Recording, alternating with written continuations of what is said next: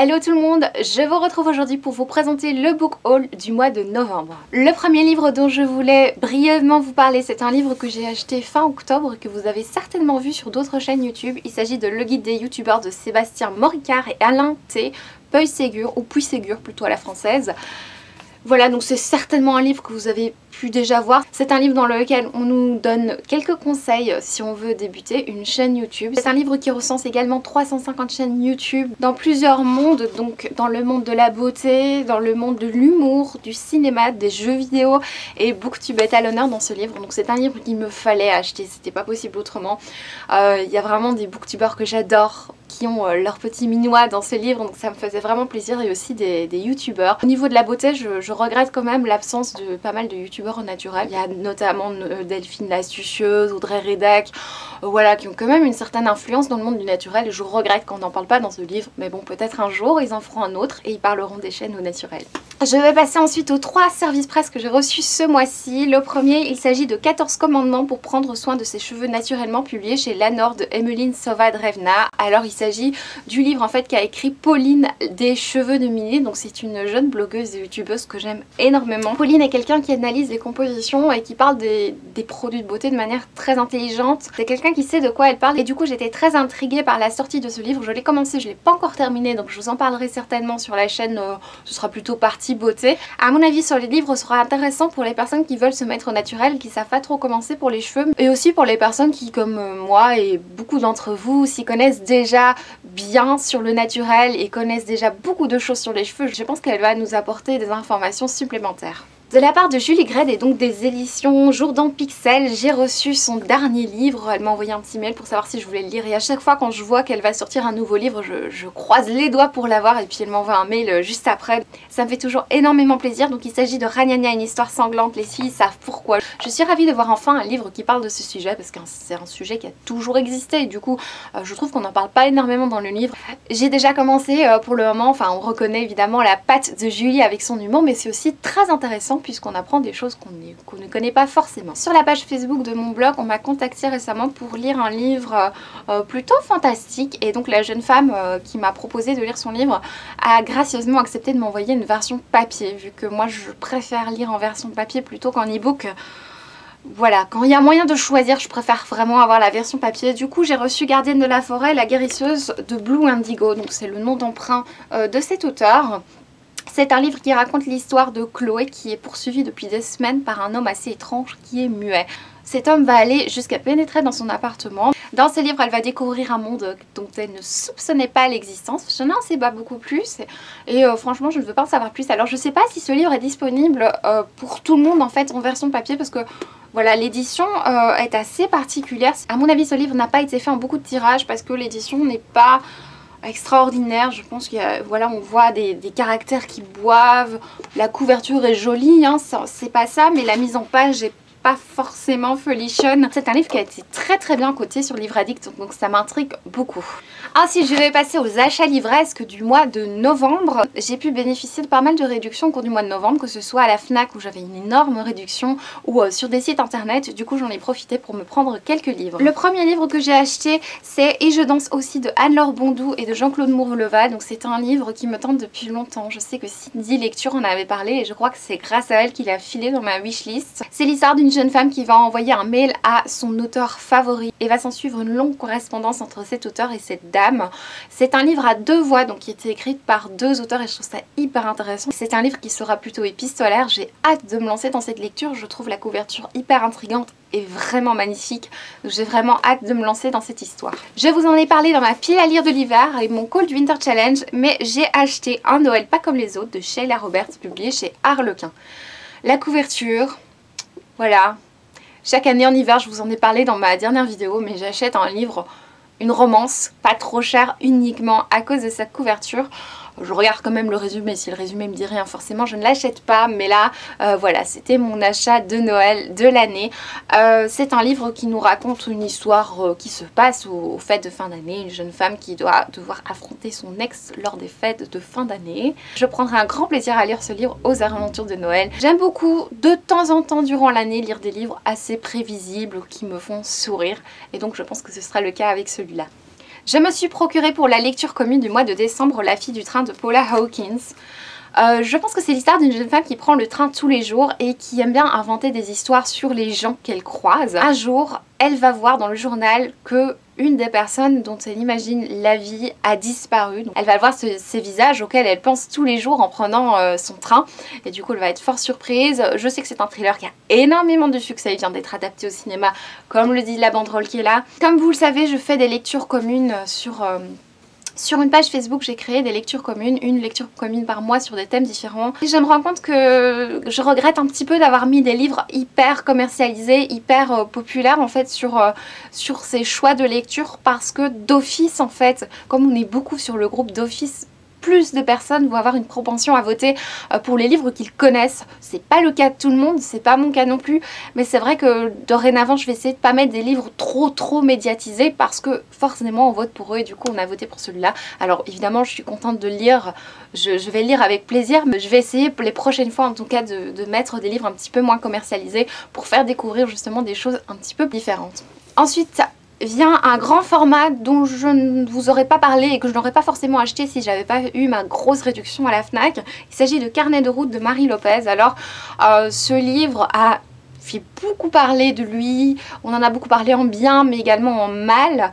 Moi j'ai envie de savoir ce qu'il en est de ce livre, j'ai envie de savoir comment elle écrit, puisque j'ai pas lu son premier livre qui m'intéressait pas vraiment. Ce sont plusieurs personnes en fait qui vont faire des cours d'auto-école et qui vont se rendre compte qu'ils sont liés d'une certaine manière l'un à l'autre. On va en apprendre plus sur ces différents personnages. J'aime beaucoup la suivre sur sa chaîne YouTube, même si elle parle pas forcément de produits que j'utilise, puisque voilà, elle est pas du tout naturelle ni quoi que ce soit, mais j'aime beaucoup l'esthétique de sa chaîne. Je trouve que c'est vraiment quelqu'un que j'ai toujours envie de regarder, et parfois je me prends à regarder des vidéos sur des sujets dont j'en ai rien à faire juste parce que c'est elle. Donc voilà, j'admire beaucoup son travail et du coup j'avais envie de lire son livre, mais je vous l'avoue, pour 20,40 € je l'aurais jamais acheté à prix plein. J'ai acheté et lu Lady Helen, le club des mauvais jours par Alison Goodman, qui se passe en 1818, qui nous raconte l'histoire de Lady Helen qui va apprendre qu'elle a des pouvoirs un petit peu particuliers. J'ai complètement adoré cette lecture. Je sais pas encore si c'est un coup de cœur, je vous l'avoue, je vous en parlerai prochainement dans une autre vidéo, et j'ai hâte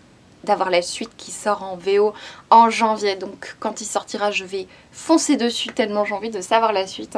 C'est un livre qui est publié chez Gallimard Jeunesse et dont la couverture est somptueuse. Je l'ai lu en une journée pour vous dire. Et ensuite, grâce toujours à mon énorme réduction à la FNAC, je me suis procuré Neil, Les secrets de Neil, publié chez Pocket Jeunesse, de Lynn Matson. Donc celui-ci je l'ai acheté puisque le premier je l'avais eu en partenariat.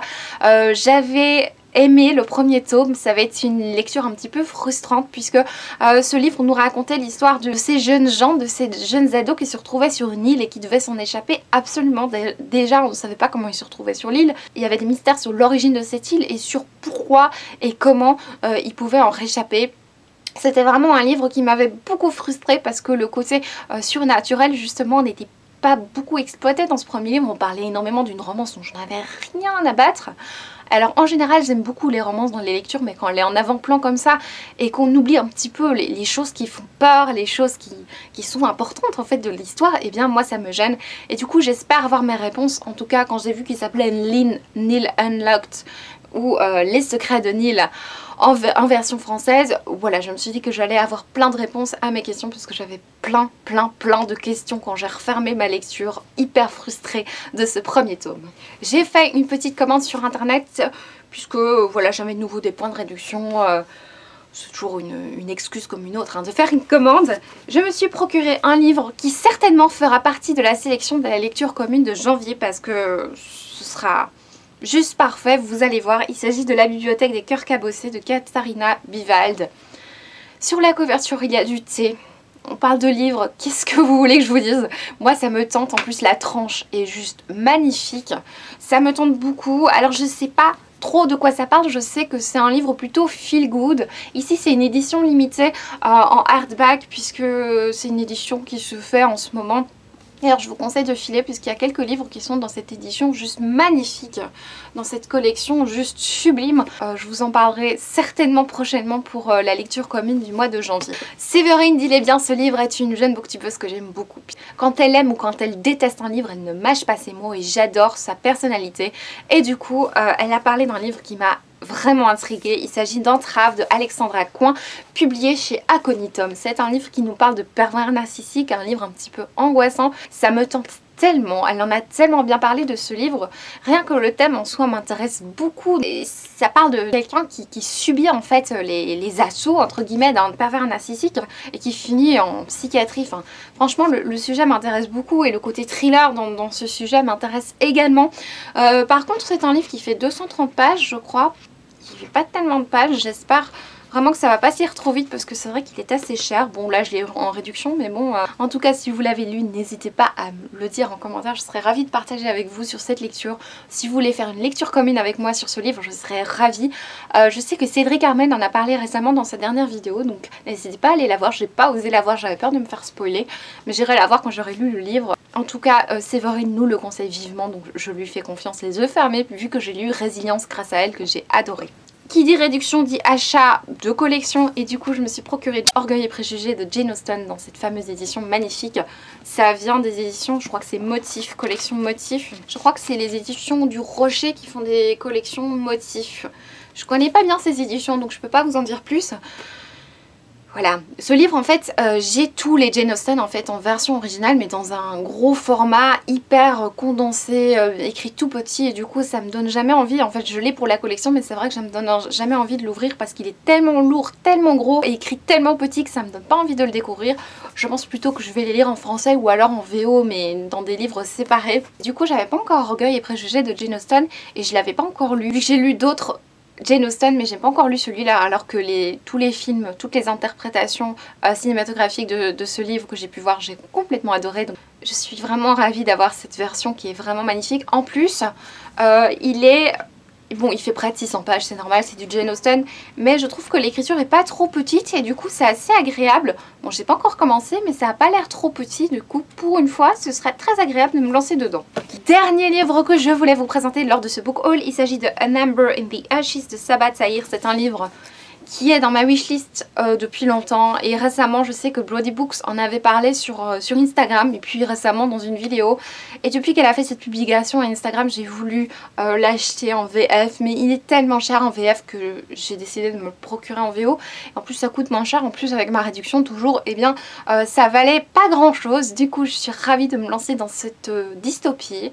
Je sais que c'est une dystopie qui se nomme Une braise sous la cendre en français, qui a fait beaucoup parler d'elle. J'ai lu pas mal de dystopies, du coup j'ai un tout petit peu peur mais en même temps je fais un petit peu confiance à Bloody Books. Et pareil, si vous voulez faire une lecture commune avec moi sur ce livre, je serais ravie. Voilà, c'est tout pour les acquisitions livresques du mois de novembre, c'était déjà pas mal. Et je vais passer maintenant au tirage dans la book jar pour le mois de décembre. Pour le mois de novembre, comme je vous l'ai dit dans ma dernière vidéo, je devais lire L'Alchimiste de Paulo Coelho. Je ne l'ai pas lu parce que le mois de novembre a été complètement chaotique pour mes lectures. J'ai repris vraiment la lecture hier alors que je filme le 28 novembre. Hier j'ai vraiment repris un rythme de lecture très soutenu, j'ai fini ça et Lady Helen. Mais le mois de novembre a été vraiment chaotique pour moi au niveau des lectures, j'avais pas vraiment la tête à ça. Mais je pense que voilà, c'est reparti, j'ai de nouveau super envie de lire. Du coup je vais piocher les 2 livres que je dois lire, en tout cas je dois choisir un des 2. Le premier, il s'agit de... Ah bah super. Il s'agit de Les Animaux Fantastiques de J.K. Rowling, donc c'est super original. Enfin, je viens d'aller voir le film, du coup, sympa. Je vais essayer de me procurer la version originale ou la demander pour Noël parce que la version française est tellement laide et je préfère toujours lire en VO, surtout J.K. Rowling. Donc voilà, ce sera soit Les Animaux Fantastiques, soit un autre livre que je pioche. Maintenant, je dois lire... Entre chien et loup de Malory Blackman, qui est un livre qui parle de racisme. Il me semble un livre jeunesse qui parle de racisme. Donc je lirai certainement un de ces 2 livres, si pas les 2. Je suis plus tentée par Les Animaux Fantastiques, en plus ça ira très vite, hein, c'est tout petit comme livre. Voilà, c'est tout pour ce book haul. N'hésitez pas à vous inscrire sur le groupe de lecture commune sur Facebook, je serai ravie de vous y voir. Tous les mois on lit un livre sur un thème différent. Le mois de décembre c'est donc La fille du train et le mois de janvier ce sera un thème plutôt lecture réconfortante, cocooning, vous voyez. Voilà, les lectures feel good qui font du bien et pas forcément de la romance. Voilà pour cette vidéo, je vous retrouve bientôt pour une prochaine vidéo et je vous dis ciao.